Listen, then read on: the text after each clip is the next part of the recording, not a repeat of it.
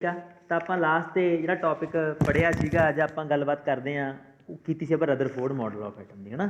ਆਪਾਂ Rutherford model of atom ਕਰ ਇਹ ਗੱਲ ਪੜ੍ਹੀ ਸੀ ਵੀ ਕੀ ਹੁੰਦਾ ਕਿ ਨਿਊਕਲੀਅਸ ਹੁੰਦਾ, ਜਦੋਂ ਲਾਈਟ ਨਿਊਕਲੀਅਸ 'ਤੇ ਪੈਂਦੀ ਆ ਜਾਂ ਅਲਫਾ ਪਾਰਟੀਕਲ ਦੀ ਬੀਮ ਜਦੋਂ ਇਹ 'ਤੇ ਪੈਂਦੀ ਆ ਤਾਂ ਉਹ ਮੁੜ ਜਾਂਦੇ ਨੇ, ਹੈ ਨਾ। ਅਤੇ ਮੁੜ ਕੇ ਆਪਾਂ ਪ੍ਰੂਵ ਕੀਤਾ ਸੀ ਕਿ ਨਿਊਕਲੀਅਸ ਕੋਈ ਚੀਜ਼ ਆ ਜਿਹੜੀ ਕਿ ਸੈਂਟਰ ਦੇ ਵਿੱਚ ਹੁੰਦੀ ਆ, ਅਤੇ ਜਦੋਂ ਦੈਟ ਇਜ਼ ਕੀ ਆ ਉਹ ਹੁਣ ਅਲਫਾ ਪਾਰਟੀਕਲ ਉਹਦੇ ਪਏ, ਉਹ ਤੋਂ ਆਪਾਂ ਪ੍ਰੂਵ ਕਰਵਾਇਆ ਵੀ ਇਹ 'ਤੇ ਕਿਹੜਾ ਚਾਰਜ ਹੁੰਦਾ, ਪੋਜ਼ੀਟਿਵ ਚਾਰਜ। ਆਪਾਂ ਅੱਗੇ ਗੱਲ ਚਲਾਉਂਦੇ ਹਾਂ। ਆਪਾਂ ਅੱਜ ਗੱਲ ਕਰਦੇ ਹਾਂ ਰਦਰਫੋਰਡ ਮਾਡਲ ਆਫ ਐਟਮ ਦੀ ਜਿਹੜੀਆਂ ਮੇਨ ਗੱਲਾਂ ਉਹਦੇ ਕੀ ਆਪਾਂ ਨੂੰ ਰਿਜ਼ਲਟ ਕੱਢ ਕੇ ਦਿੱਤੇ। ਅਸੀਂ ਦੇਖਦੇ ਹਾਂ ਕਿ ਜਿਹੜਾ ਰਦਰਫੋਰਡ ਮਾਡਲ ਆਫ ਐਟਮ ਹੈਗਾ ਇਹਨੂੰ ਪਲੈਨੇਟਰੀ ਮਾਡਲ ਵੀ ਕਿਹਾ ਜਾਂਦਾ, ਕਿਉਂਕਿ ਜਿਵੇਂ ਅਸੀਂ ਦੇਖਦੇ ਹਾਂ ਕਿ ਜਿਵੇਂ ਪਲੈਨਟਸ ਘੁੰਮ ਰਹੇ ਨੇ ਕਿਹਦੇ ਦੁਆਲੇ, ਸਨ ਦੇ ਦੁਆਲੇ, ਉਸ ਤਰੀਕੇ ਨਾਲ ਹੀ ਇਲੈਕਟ੍ਰੋਨਸ ਕੀ ਕਰ ਰਹੇ ਨੇ, ਘੁੰਮ ਰਹੇ ਨੇ ਕਿਹਦੇ ਦੁਆਲੇ, ਨਿਊਕਲੀਅਸ ਦੁਆਲੇ, ਤਾਂ ਕਰਕੇ ਇਹਦੇ ਮਾਡਲ ਨੂੰ ਪਲੈਨੇਟਰੀ ਮਾਡਲ ਵੀ ਕਿਹਾ ਜਾਂਦਾ। ਅਸੀਂ ਦੇਖਦੇ ਹਾਂ ਕਿ every atom consist of tiny central core called atomic nucleus. ਹਰੇਕ ਐਟਮ ਦੇ ਵਿਚਾਲਾ ਸੈਂਟਰ ਕੀ ਹੁੰਦਾ, ਉਹਨੂੰ ਨਿਊਕਲੀਅਸ ਕਿਹਾ ਜਾਂਦਾ।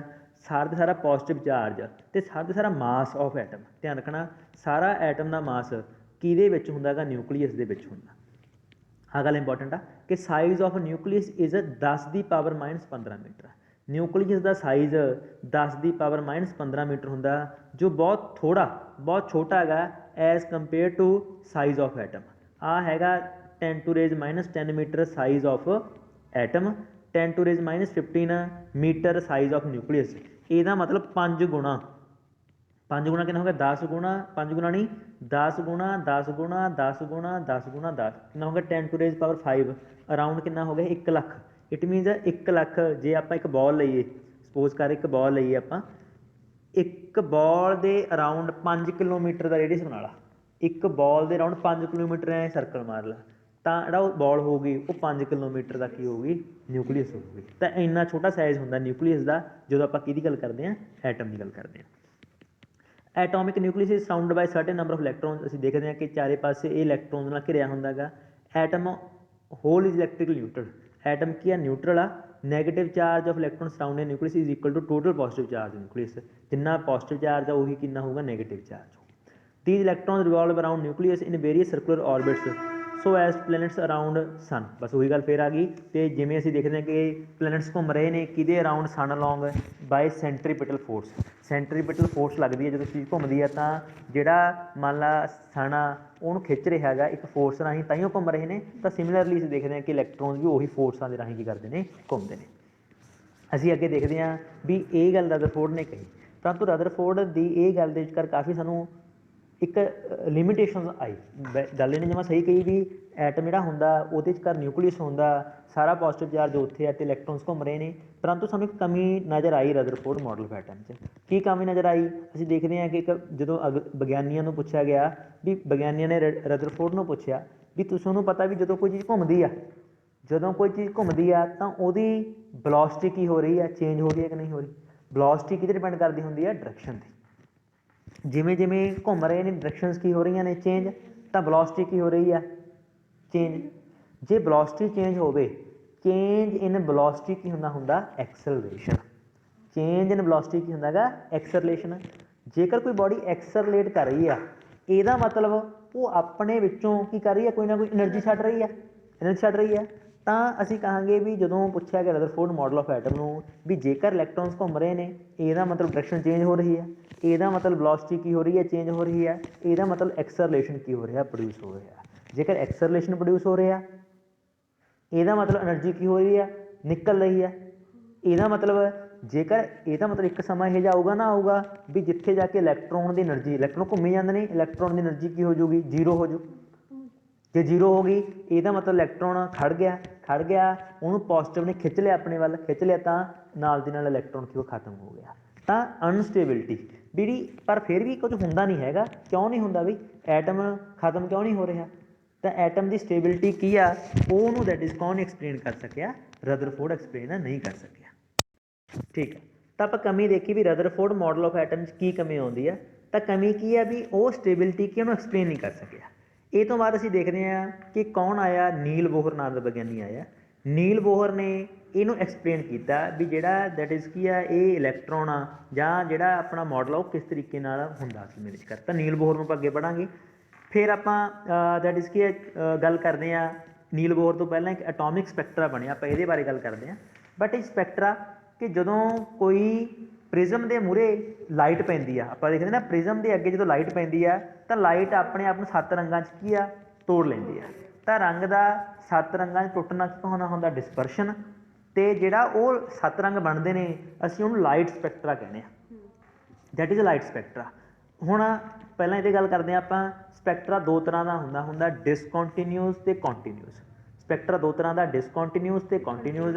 ਡਿਸਕੰਟੀਨਿਊਸ ਸਪੈਕਟਰਾ ਕਿਹੜਾ, ਜਿਹਦੇ ਵਿਚਕਾਰ ਜਿਹੜੀਆਂ ਲਾਈਨਸ ਬਣਦੀਆਂ ਨੇ ਉਹਨਾਂ 'ਚ ਗੈਪ ਹੋਵੇ। ਜਿਵੇਂ ਸਪੋਜ਼ ਕਰੋ ਜਿਹੜੇ ਲਾਈਟ ਆਪਣੀ ਲੰਘੀ, ਲਾਈਟ 7 ਰੰਗ ਨੇ ਨਾ, ਜੇਕਰ 7 ਰੰਗ ਤੁਸੀਂ ਦੇਖੋਗੇ ਉਹ ਇਕੱਠੇ ਹੁੰਦੇ ਨੇ ਜਾਂ ਉਹਨਾਂ 'ਚ ਗੈਪਸ ਹੁੰਦੇ ਨੇ, ਉਹ ਇਕੱਠੇ ਹੁੰਦੇ ਨੇ ਜਮਾ ਲਗਾਤਾਰ। ਰੈੱਡ ਨਾਲ ਹੀ ਬਲੂ ਆ, ਬਲੂ ਨਾਲ ਹੀ ਗਰੀਨ ਆ, ਗਰੀਨ ਨਾਲ ਹੀ ਯੈਲੋ ਆ, ਕੋਈ ਵਿਚਾਲੇ ਗੈਪ ਨਹੀਂ, ਤਾਂ ਆਪਾਂ ਕਹਾਂਗੇ ਉਹ ਕਿਹੜਾ ਸਪੈਕਟਰਾ ਹੈਗਾ, ਕੰਟੀਨਿਊਸ ਸਪੈਕਟਰਾ। ਜੇਕਰ ਉਹਦੇ ਵਿੱਚ ਗੈਪ ਹੋਵੇ ਤਾਂ ਆਪਾਂ ਕਹਿੰਦੇ ਹਾਂ ਉਹ ਕਿਹੜਾ ਸਪੈਕਟਰਾ, ਡਿਸਕੰਟੀਨਿਊਸ ਸਪੈਕਟਰਾ।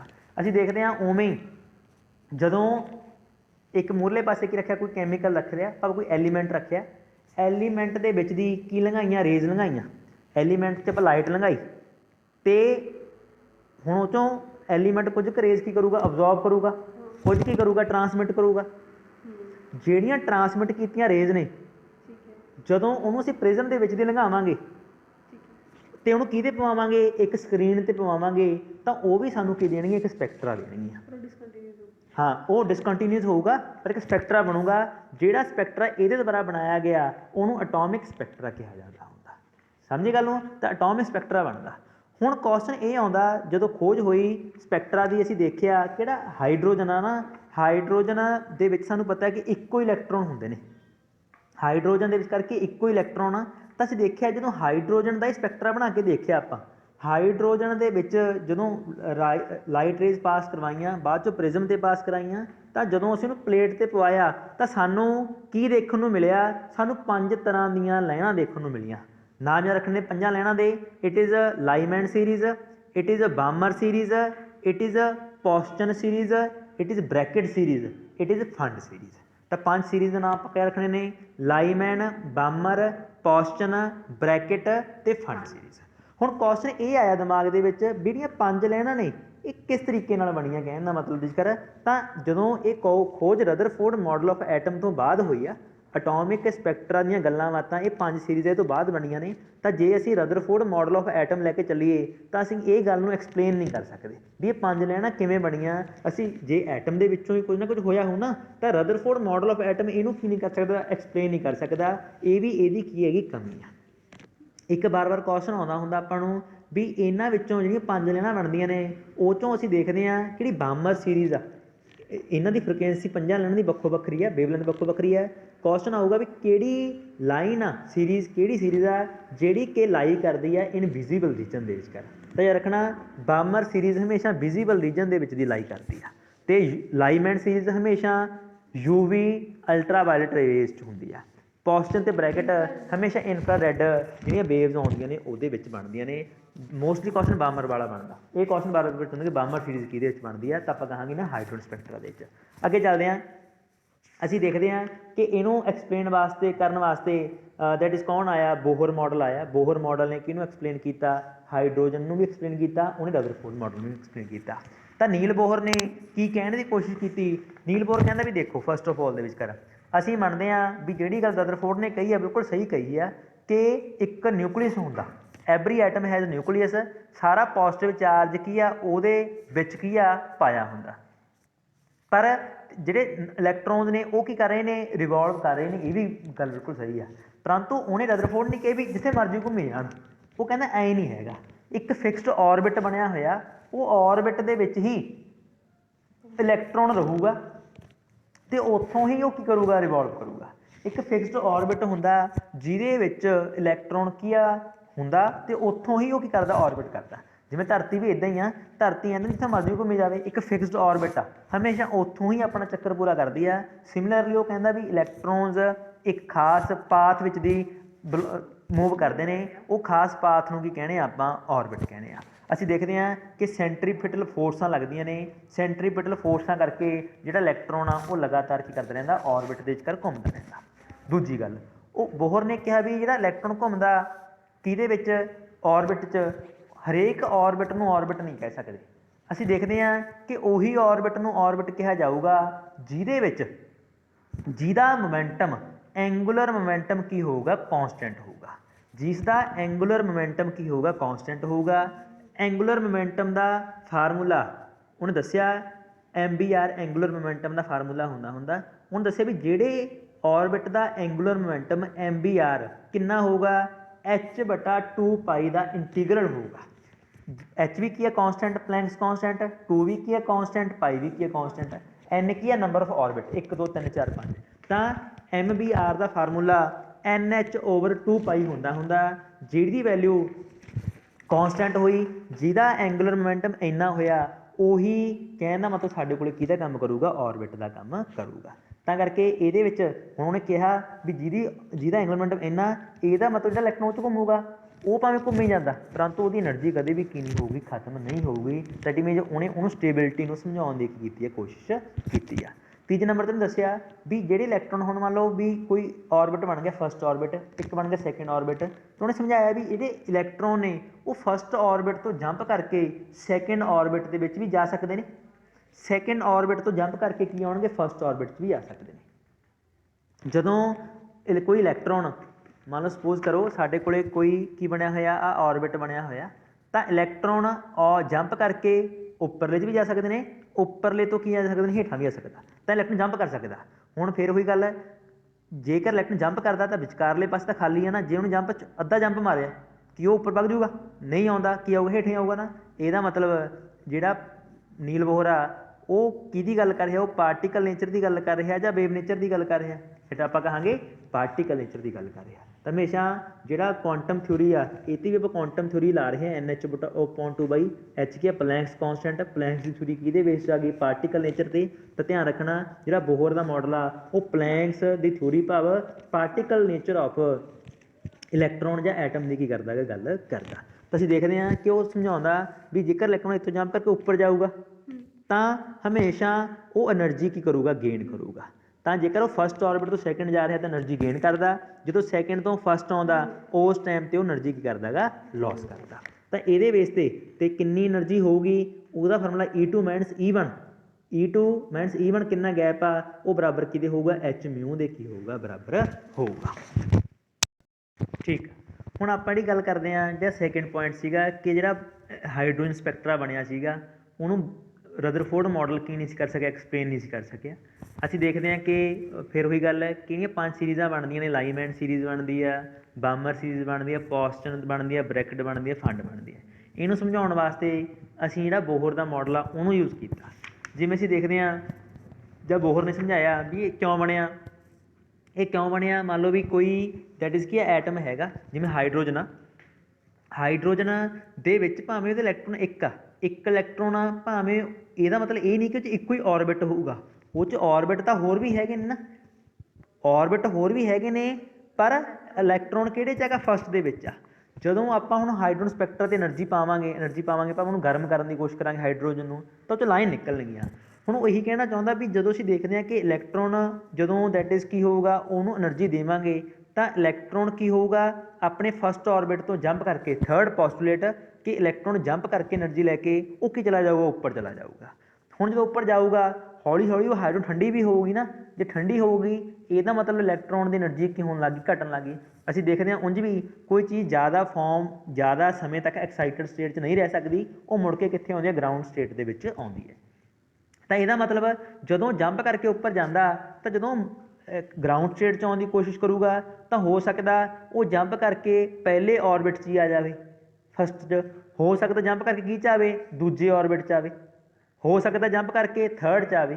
ਭਾਵ ਡਿਪੈਂਡ ਕਰਦਾ ਵੀ ਕਿੰਨੀ ਐਨਰਜੀ ਉਹ ਲੋਸ ਕਰ ਰਿਹਾ, ਹੋ ਸਕਦਾ ਉਹ ਪਹਿਲੇ 'ਚ ਆ ਜੇ, ਦੂਜੇ 'ਚ ਆ ਜੇ, ਤੀਜੇ 'ਚ ਆ ਜੇ, ਚੌਥੇ 'ਚ ਆ ਜੇ ਜਾਂ ਪੰਜਵੇਂ 'ਚ ਆ ਜੇ। ਤਾਂ ਅਸੀਂ ਦੇਖਦੇ ਹਾਂ ਜੇਕਰ ਭਾਵੇਂ ਪੰਜਵੇਂ ਔਰਬਿਟ 'ਚ ਆ, ਜੇਕਰ ਉਹ ਜੰਪ ਕਰਕੇ ਪਹਿਲੇ ਔਰਬਿਟ 'ਚ ਆ ਰਿਹਾ, ਚਾਹੇ ਚੌਥੇ 'ਚ ਆ ਜੰਪ ਕਰਕੇ ਪਹਿਲੇ ਔਰਬਿਟ 'ਚ ਆ ਰਿਹਾ, ਚਾਹੇ ਉਹ ਤੀਜੇ 'ਚ ਆ ਜੰਪ ਕਰਕੇ ਪਹਿਲੇ ਔਰਬਿਟ 'ਚ ਆਉਂਦਾ, ਜੇਕਰ ਉਹ ਜੰਪ ਕਰਕੇ ਪਹਿਲੇ ਔਰਬਿਟ 'ਚ ਹੀ ਆ ਰਿਹਾ ਉਸ ਟਾਈਮ 'ਤੇ ਬਾਮਰ ਸੀਰੀਜ਼ ਬਣਦੀ ਆ। ਜੇਕਰ ਉਹ ਦੈਟ ਇਜ਼ ਕੀ ਬਣਦੀ ਆ, ਲਾਈਮੈਂਡ ਸੀਰੀਜ਼ ਬਣਦੀ ਆ। ਇੱਕ 'ਤੇ ਆ ਜਾਏ ਤਾਂ ਲਾਈਮੈਂਡ ਸੀਰੀਜ਼ ਬਣਦੀ ਆ, ਜੇਕਰ 2 'ਤੇ ਆ ਜਾਏ ਜੰਪ ਕਰਕੇ ਤਾਂ ਕਿਹੜੀ ਸੀਰੀਜ਼ ਬਣਦੀ ਹੈ, ਬਾਮਰ ਬਣਦੀ ਹੈ।